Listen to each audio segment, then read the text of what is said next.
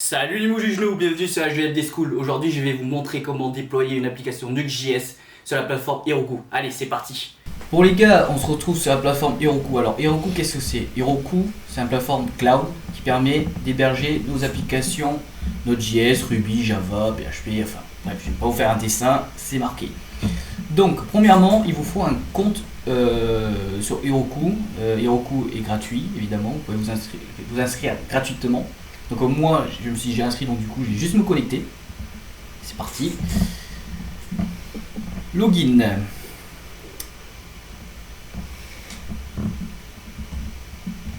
Évidemment, ça prend du temps. Voilà. Allez hop, c'est parti. On arrive ici. Je suis sur mon dashboard et la première chose à faire, il faut créer une nouvelle app. Donc on va dans New, Create New App. Donc là on va mettre Heroku YouTube-tuto, ok. Et vu qu'on est en Europe et maintenant aux États-Unis, on va faire en Europe. Bien, voilà, fait create, nickel.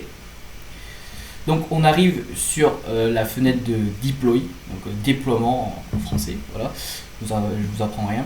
Donc vous avez plusieurs manières de déployer votre application Nuxt évidemment, et c'est basé sur le principe de Git. Alors, soit vous pouvez utiliser Heroku Git, moi personnellement c'est ce que je fais, soit si vous êtes, sur GitHub, alors vous pouvez cloner vos projets via GitHub, soit vous pouvez utiliser conteneur enregistré. Alors ça, c'est le truc, je ne sais pas du tout, je sais pas du tout ce que c'est, donc je ne vais pas l'utiliser. Donc, pour pouvoir utiliser Heroku Git, d'accord, il faut d'abord l'installer. Donc du coup, moi vu que j'ai déjà installé, je ne vais pas le faire, mais si vous cliquez sur ce lien ici, il vous redirige vers une nouvelle page où il vous explique comment l'installer. Voilà. Ici, vous pouvez soit télécharger directement sur Mac OS, soit vous faites un brew sur votre terminal. Voilà. Donc, on reprend où on en était. On arrive ici, d'accord? Donc, premièrement, le plus important pour une application Nuxt, il faut déclarer certaines variables. Donc du coup on va dans Settings, on va dans Reveal Config Bar, on appuie et on va rajouter des variables. Donc du coup il faut rajouter évidemment Lost pour pouvoir le faire marcher sur le port 000. 0. J'ai oublié un 0. Hop. Ici, pas d'espace inutile. Après, évidemment, on va faire en sorte que ça marche en mode production. Donc, on fait un node environnement et puis on met comme value production. Et puis, pour qu'il puisse le construire en mode production, il faut faire un npm config production pour qu'il puisse dire à Nuxt, à Heroku en gros, pour installer les dépendances.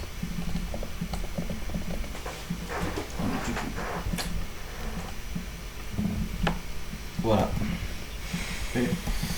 Tac. Et ici, on va mettre false. Voilà. Une fois ça c'est fait, d'accord, on peut d'ores et déjà ouvrir notre app. Si on ouvre notre app, on tombe sur un Heroku Welcome to your new app. Donc ça, c'est l'application par défaut où il n'y a clairement rien dedans. Secondo, on va aller sur notre terminal, on va créer un petit projet. Donc c'est parti. Donc là, je vais faire un petit CD desktop. Tac. Et là, je vais faire un petit npx create nuxt-app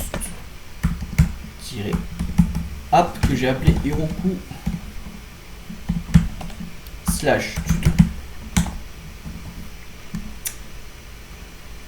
Voilà, ça prend du temps à installer. Voilà.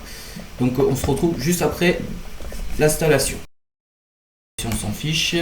Alors quel type de langage choisir? Personnellement, si vous codez sur Angular et que vous savez faire du TypeScript, libre à vous. Moi personnellement, je préfère essayer du JavaScript. Et là c'est pareil. Il y en a beaucoup qui utilisent Yarn, mais moi je préfère utiliser NPM, donc je vais prendre NPM. Ici, UI Framework, j'en utilise pas, donc None. Serveur, bon, on va prendre Express. Moi j'utilise Axios, donc je vais prendre Axios, ESLint, Jest et Universal. Voilà.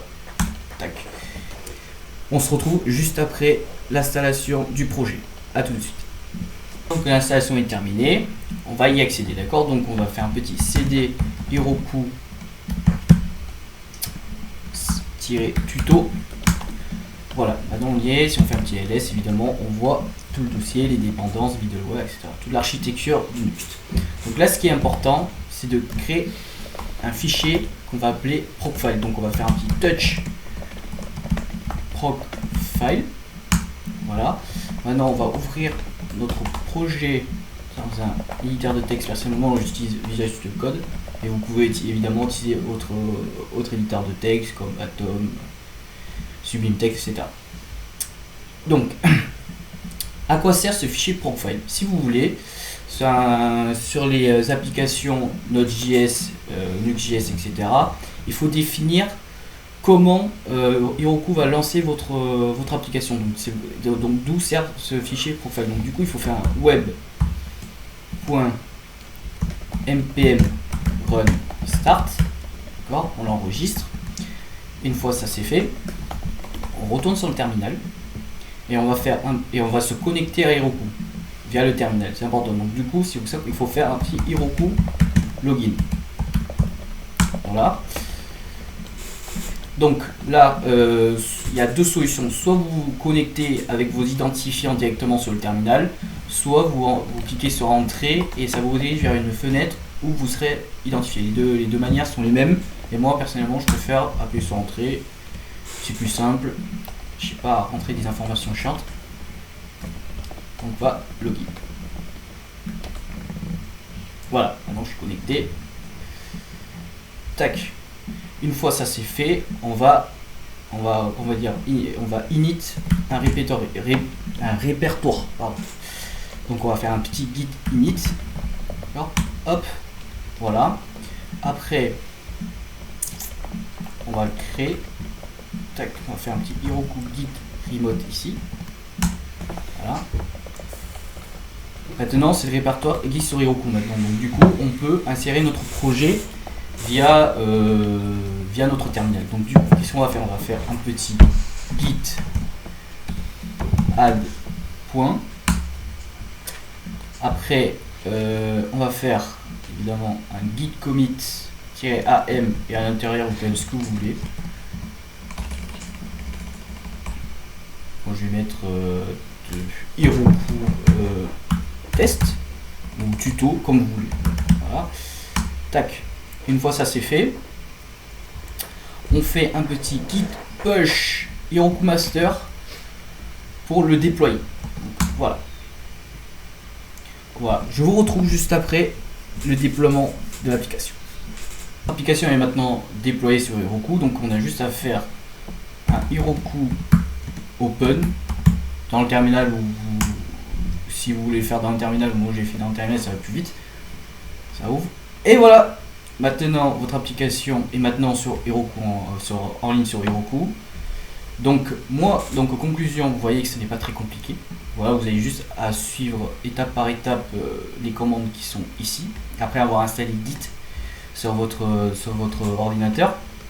Donc, deux choses à retenir, c'est le fichier procfile. Le fichier procfile est très important pour définir comment Heroku va lancer votre application Node.js, Nuxt.js, Angular, React. Deuxième point, c'est dans Settings, c'est pour les configs variables. Ici, c'est très important de vous déclarer sur quel port l'application doit être ouverte, qu'il soit en mode production et surtout que Heroku puisse installer les dev dependencies. D'accord? Donc voilà. Maintenant, vous savez déployer une application Heroku. Moi personnellement, j'utilise Heroku pour tous mes projets de test. Sinon, pour mes projets de production, j'utilise plutôt AWS. D'ailleurs, si vous voulez un tuto sur AWS, n'oubliez pas de laisser un commentaire. Ça me ferait plaisir. Donc du coup, voilà. La vidéo est terminée, j'espère qu'elle vous aura plu. Si vous avez des questions, laissez-les en commentaire. Et n'hésitez pas à liker et à vous abonner à la chaîne. On se retrouve la semaine prochaine pour une nouvelle vidéo. Allez, à tantôt!